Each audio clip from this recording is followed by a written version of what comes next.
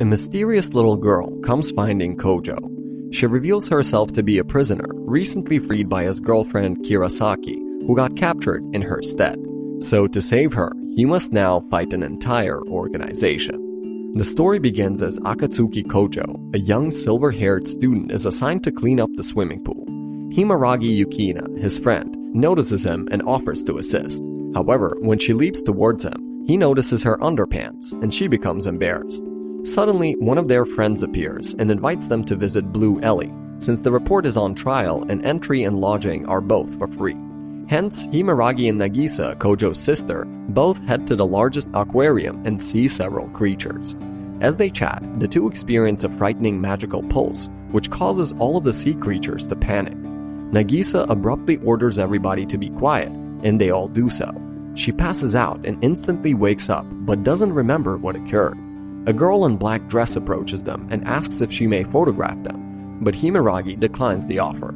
She then informs her that they will meet again and that she hopes to be their friend by that time. Meanwhile, Kojou is on his delivery route when he encounters a kid. However, he ignores her and returns to the store. A guy at the shop chastises him for being late and having a child with him. That is when he is astonished to see the girl from before. She discloses that her name is Eguchi Yume and that she was looking for him. She informs him that she was imprisoned and that his girlfriend rescued her. When Asagi and Kojou hear this, they get confused and ask the lady's description. Listening to the description, both understand that it had to be Kirasaki. In a flashback, Kirasaki is taking the kid to safety when she notices someone following them. She then hands Eguchi a photograph and instructs her to notify the man in the picture, Kojou. Later, on their way to rescue Kirasaki, Kojou and Asagi remark on how unusual it is for a child to come alone to BlueElly. Due to Kirasaki being close friends with Himeragi, the two decide to see her first. Later, at a grilling party, Himeragi appears and notifies them that Nyanko-sensei has informed her that Kirasaki has not returned. Eguchi admits that she may have gone for her sister Riru, who is still imprisoned in Kusuke Arise's laboratory. When they question her about Kusuke's experiment, she responds that her sister has been willing to join from the beginning and doesn't reveal anything further. As Kojou turns back, he discovers that Asagi has devoured all of the meat and is devastated. Elsewhere, the girl in the black dress reminds President Kusuke that everything is proceeding as planned and that he need not be concerned. She then goes to the chamber where Kirasaki is imprisoned and reveals that she is a Rikujin, a sword shaman's shadow. The Rikujin introduces herself as Kisaki Kiriya and explains that she works for an organization dedicated to improving the globe. Kojou awakens to see his buddy Yaze leaping at him. As he glances around, he notices Yume growing a tail. Himeragi suddenly approaches him and complains about how he ignores her. As she breaks free from the mental control, Asagi declares her love, followed by Nagisa. Yume then informs her that she is Eguchi's other personality and that she was formerly a succubus. She invented another identity since she couldn't accept her personality. When she is on the run, Kojou and Himeragi approach her, but Kiriya and the two escape to rescue her. Kojou and Himeragi, on the other side, are pitted against Kirasaki, who is under mind control. While Himeragi pursues Kiriya, Kojou unleashes his final weapon, causing an earthquake. Yume's ego, Riru, blocks Kiriya's strike and flees. Kojou, on the other hand, rescues Kirasaki by sucking her blood underwater. Later, they all debate what the Taishikyoku is up to, and find that they are preparing to sacrifice Riru to control the living weapon, Leviathan. As he departs to rescue Yume, Kirasaki and Himeragi decide to join Kojou. As President Kusuke's spacecraft enters Leviathan's body, Riru explains her plan to defeat them. Meanwhile, the three arrive at Taishikyoku's headquarters to board the spare ship and rescue Riru. Kiriya confronts them and warns them that Riru will die there due to her choice. Kojou insists on saving her, and they leave while Kirasaki fights Kiriya. When they confront Leviathan, they discover that they cannot approach him owing to the magical barrier, and begin attempting to break it, and finally succeeding. Meanwhile, Asagi hacks into the government system and defeats the tank rider. Back at the headquarters, Kiriya explains that Asagi is the empress the government aims to destroy, and Kirasaki overcomes her. Kojou and Himeragi, on the other hand, enter the Leviathan's body and face Riru. After considerable deliberation, Kojou understands that they are speaking to Yume and persuades her to return. Leviathan then reboots and launches an assault on the island. Kirasaki creates magical barriers to safeguard the city.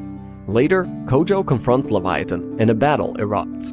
Riru attempts to tame Leviathan with her singing, and she is successful as it calms down, hence the day is saved.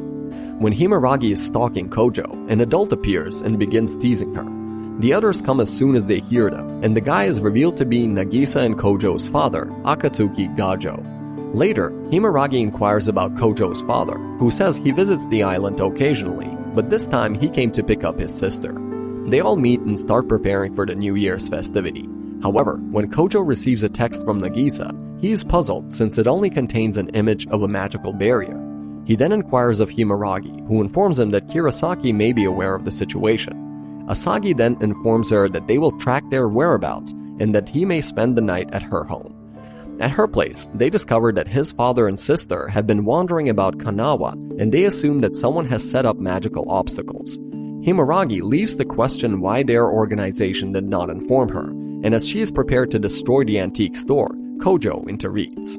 The next day, Asagi is pursued by 4 soldiers, while Kojou and Himeragi approach Natsuki, their teacher, to request permission to visit the mainland. On the other hand, she ignores his plea and binds him with chains. Kojou informs her that he must rescue his sister since she is still missing and may have come into contact with the Holy War relic.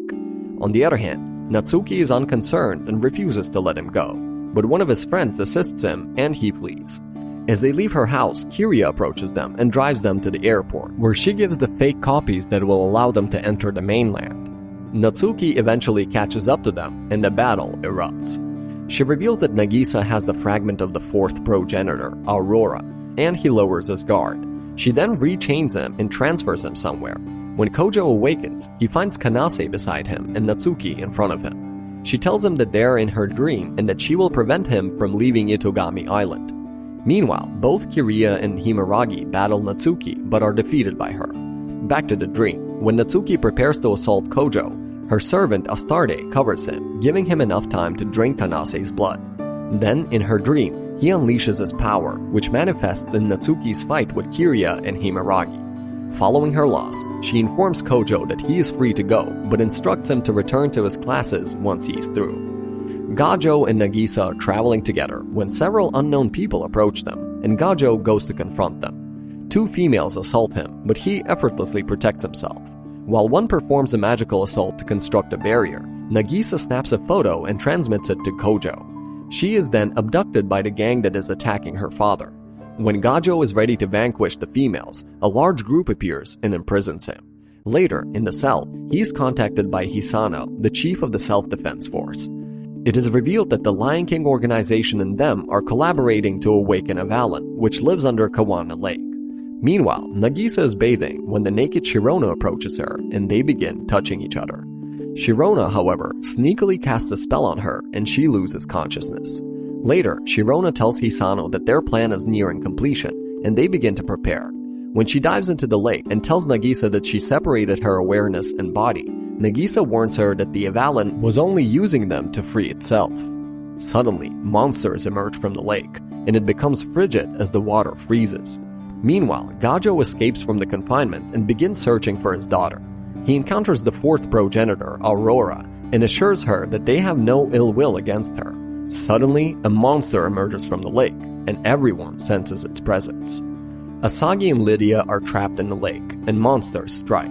However, a child defends them, revealing himself to be Aziz Iblisfield, the direct descendant of the 2nd progenitor. Meanwhile, Kojou transports Nagisa away from the monsters. He then runs into Hisano before being ambushed by a sinister Wyvern rider.